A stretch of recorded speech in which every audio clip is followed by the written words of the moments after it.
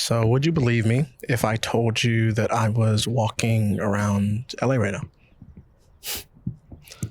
It's a weird feeling. It's pretty early in the morning, but there's just such a calmness here. There's a peace. Maybe it's the trees, maybe it's the still movement of the water, maybe it's the breeze that's flowing through the air. Maybe it's the 75-degree weather, if I'm being honest. But there seems to be a lot of peace here. I can see why people would want to live here. I could see why it would be a struggle for most people to really do anything else other than be on the water and kind of participate in the beauty of nature. It really feels like a place that is a refuge.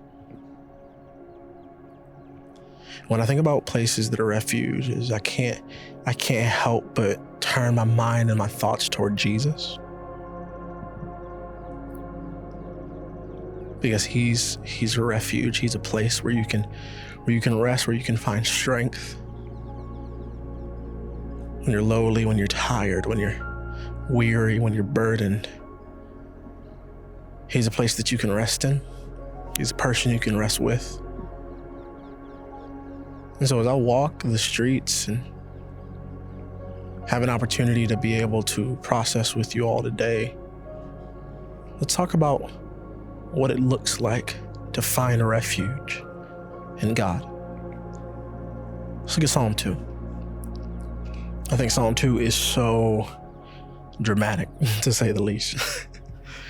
If you read it, it really just comes in with a punch as the psalmist looks on the raging nations as they rage against the plans and the purposes of God. And then as you continue on, we see the feelings and the purposes of God being described later on in that psalm. And then we see the anointed one himself, the king himself, speak in a process through the promises that have been made to him. And then really the last part is an encouragement, an exhortation of sorts, maybe even a little bit of a warning of what the kings of what the nations should do. Verses 10, Psalm 2, verses 10, it says, "Now then, you kings, act wisely. Be warned, you rulers of the earth. Serve the Lord with reverent fear and rejoice with trembling. Submit to God's royal Son, or he will become angry, and you will be destroyed in the midst of all your activities. For his anger flares up in an instant. But what joy for all who take refuge in him."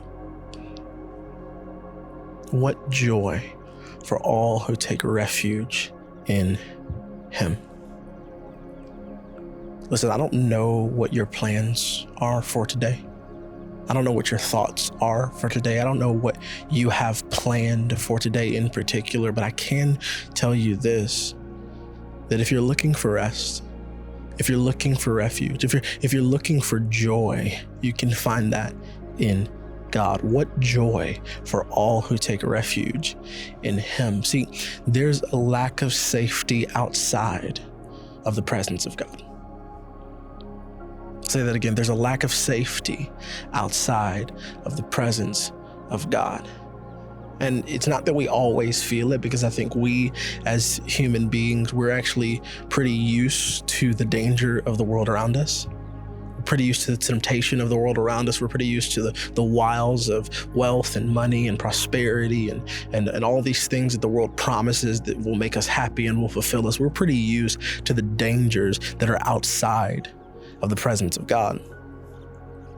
And so we often don't seek refuge or respite or rest in God, in Jesus, because we have become comfortable with the chaos of the world around us.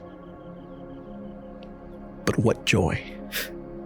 What joy for all who take refuge in him. Maybe that's something you pray through today.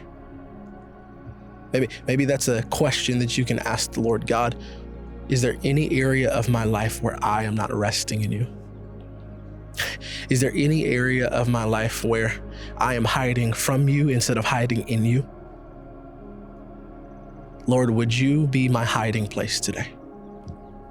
Would you be the place where I run to when the dangers and the chaos of the world gets to be too much? Maybe that's a prayer that you pray today. God, would you be my refuge? I love being able to process with you guys, even while on location, on vacation. But let's go to God to find our refuge. Let's go to God to find our rest. Let's allow him to be our hiding place instead of the places and the chaos that's around us. Talk soon.